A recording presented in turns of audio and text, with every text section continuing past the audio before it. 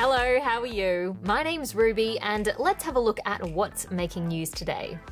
First up, we're going to learn about a condition that affects about 200,000 Australians: autism. One of those Aussies is Sam. He's still in school, but he's already running a successful business. And so today, on World Autism Awareness Day, he told us a bit about what life is like for him. Sam spends most of his day at school, but in the afternoons he's busy being the proud owner of Sam's Popcorn. I thought that I could make people love popcorn, and they already do. It's just I want to try and make people smile. He says that having autism is a strength in his line of work. I kind of get an average better memory, which allows me to respectively work out my profit margins easier. Around 200,000 Aussies have autism spectrum disorder, and it's more common in boys than girls. It affects different people in different ways. Some might have trouble talking to other people, while others can find it tough to concentrate for long periods of time. I used to not really be able to tell how people were feeling, even unless they really showed it. Also, I kind of don't do well in social groups. Sam hopes that talking about autism and the ways it makes him special will help other people feel comfortable talking about what makes them different. There's a spectrum. If people on the lower end talk about how they work with it, then people on middle end or high end can learn from them and work out how to go a bit better. Paleontologists reckon that they've uncovered dinosaur fossils from the day they were wiped off the planet by a meteor 66 million years ago. They were found here in the US state of North Dakota, and among the find were fossils of fish and land creatures and fossilised trees. Experts are hoping that the fossils will help us get a better understanding of the last days of the dinosaurs.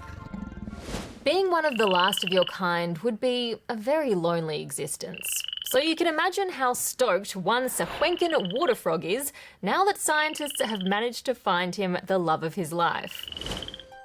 Once upon a time, there was a lonely little Sahuencan water frog called Romeo.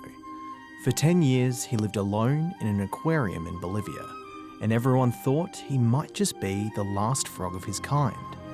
A search was called across the lands, and in the heart of a Bolivian cloud forest, Romeo's Juliet was finally found.